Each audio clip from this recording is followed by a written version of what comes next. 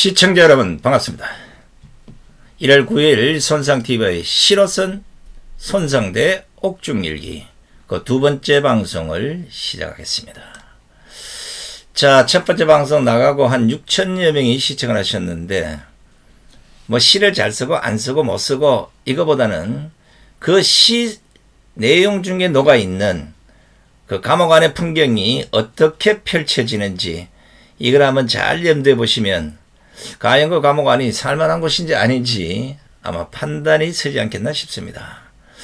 제가 사실 옥중에 있으면서 가장 안타깝게 생각했던 것이 뭐 누구나 똑같을 겁니다.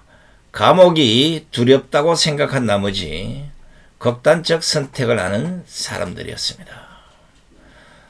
물론 방송이 매일같이 볶아대고 주변에서 어떻게 하냐 이런 얘기를 자주 듣다 보면 견딜 수 없는 고통 때문에 뭐 그런 결정을 할 수 있다고 생각을 했고, 저 역시도 경찰 수사를 받을 때, 검찰 수사를 받을 때, 또 구속영장 청구한다, 또 구속된다, 구속이 된 이후에 재판을 받을 때 계속해서 이놈의 정권을 부안해 동하는 방송과 신문에서 보도를 해대면서 저를 아는 많은 지인들이나 친척들, 심지어 가족들, 제 부인까지 그 고통 속에 있는 걸 보고 저 역시도 그런 생각을 했었습니다.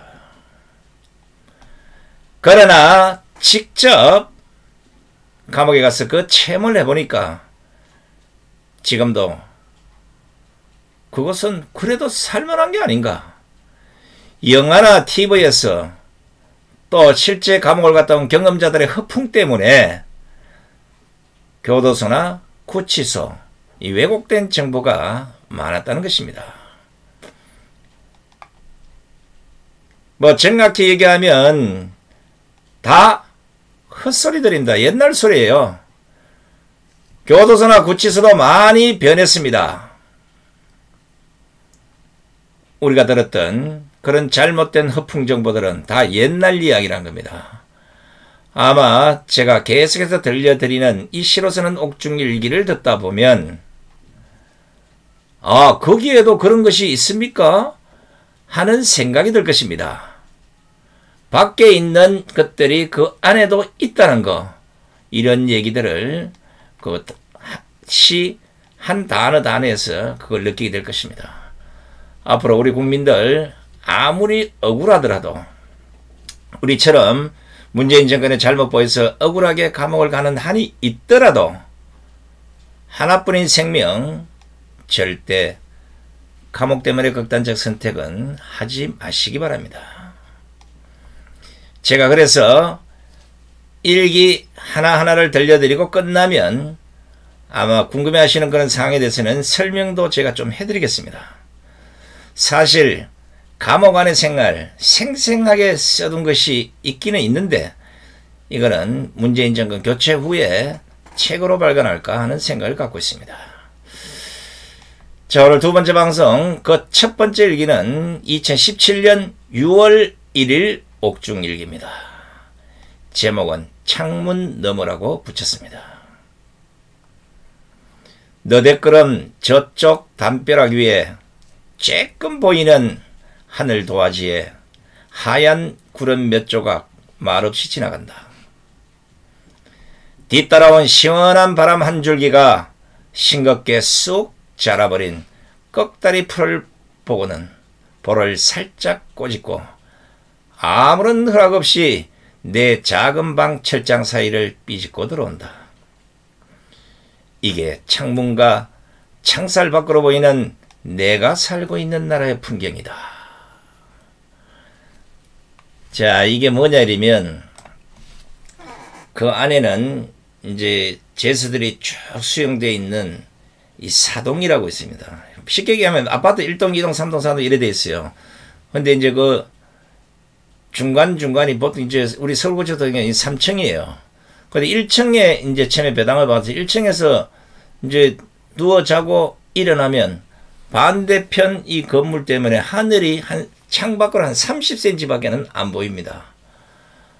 물론 창밖에 와서 이래가지고 거꾸로 이제 뚫어지라 보면 이제 뭐 어느 정도 볼 수가 있겠지만, 정상적인 시선으로 봤을 때는 반대편 사동 옥상 위로부터 하늘까지 한 30cm 안에 그 구름이 지나가는 걸 보입니다. 물론 이제 방문도 열지 않고 시원한 바람인지 어떻게 아느냐이지만, 거기 말없이 흐느끼는 이제 이런 잡초들. 근데 거기에는 아무 뭐 누가 뭐 선을 보는지 안 보는지 모르겠습니다만, 다양한 그 잡초들이나 풀들이 많이 자라고 있습니다. 제가 그게 무슨 풀인지 몰라서 그냥 꺽다리 풀이라고 했는데, 계절 따라 어제 보면 아니었는데 오늘 보면 쑥 커 있고 뭐 이런 겁니다. 자, 또 그 안에 우리들이 수용되어 있는 그 제수에 수용된 그 방은 조만한 방입니다. 흔히 말로 방 하나에 솔직히 혼자 자도 될까 말까 하는데, 그런데 4명 5명씩 넣어놓고 새우잠을 자고 있는 상황입니다. 뭐 그런 건 좀 불편한 건데, 방은 이제 한 요만한 이제 작은 창문이 있어요. 앞에는 유리가 아닌 이제 플라스틱, 이제 뭐 유리는 이제 나중에 문제가 생기니까 이제 그런 창문이 있고, 그 뒤로는 이제 못 나가게 새창살로 다 막아놨어요. 그런 새창살 사이로 보이는 것이 내가 보는 우리나라의 풍경 전체다는 겁니다. 뭐 이런 것들이 좀 이제 괴롭지만, 처음에는 답답하고 이랬는데 이제 이런 걸 시로 표현하고 감정을 짓누르고 하다 보면 그것도 아름답게 보이더라, 이 말씀입니다. 자, 다음은 2017년 6월 2일 일기입니다. 제목은 고마움. 콘크리트 사각 공간이 내뿜는 쾌쾌한 향기나 코 속으로 기어들어와 폐부를 간지럽히는 6월의 상큼한 향기나, 이 순간 이 시간만큼은 그저 고마울 따름이다. 자유를 묻고 즐거움을 그 뒤편에 세웠지만, 그래도 여전히 심장을 울리는 건 그리움이로구나. 편지를 쓸까, 그리움을 그릴까. 오늘 또 요구르트 병에 꽂힌 플러스펜 3개는 초점 잃은 눈동자로 멀뚱히 선 채 간택만을 기다리고 있구나. 한 뼘 요구르트 병에 갇힌 너나, 2평 콘크리트 박스에 갇힌 나나, 별반 다를 것이 없구나. 그래서 외롭고, 그래서 그리웠고, 그래서 고맙나 보다. 자, 요 일기에서 나오는 아마 내용 중에 요구르트 병이 나옵니다. 그리고 플러스펜이 나와요. 이제 그 안에서는 이제 일기나 편지를 쓰기 위해서 플러스펜을 이제 살 수가 있습니다. 볼펜이나 이런 건 안 돼요. 위험해서. 이 자칫하면 흉기가 될 수 있기 때문에. 이제 그 플러스펜은 구입할 수 있게 플러스펜 삽니다. 뭐 빨간 것도 사고 까만 것도 사고 뭐 색깔별로 살 수가 있어요. 근데 이걸 이제 보통 이제 뭐 자기 간물 있는 거기에 대충 넣어두는데, 그 안에서 우리가 사비로 사 먹을 수 있는 것이 이제 그 안에 있으면 이제 긴장하고 뭐 이래서 이제 뭐나 변이 잘 안 나오는, 이제 변비에 걸릴 확률이 높아서 뭐 특정 그 요구르트 뭐 얘기를 죄송합니다만은, 이 캐벤이라는 이런 그 요구르트처럼 생긴 걸 사 먹을 수가 있어요. 이런 걸 사서 먹고 씻어서 고기에다가 플러스펜을 꼽아둡니다. 그런데 어느 날 멍하니 그걸 보다 보니까 그 요구르트 병에 꽂혀 있는 이 3개의 플러스펜이나, 또 2평 남짓한 이 방에 갇혀 있는 내 모습이나 별반 다를 것이 없다. 그래서 제가 마지막에 그래서 외롭고, 그래서 그리웠고, 그래서 고맙나 보다. 이제 이런 감정들이 그 당시 솟구쳐 올라왔다는 겁니다.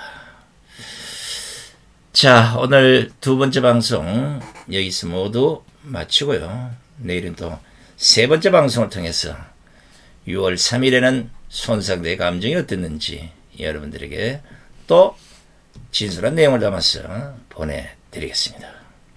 끝까지 함께해 주신 시청자 여러분 대단히 고맙습니다. 안녕히 계십시오.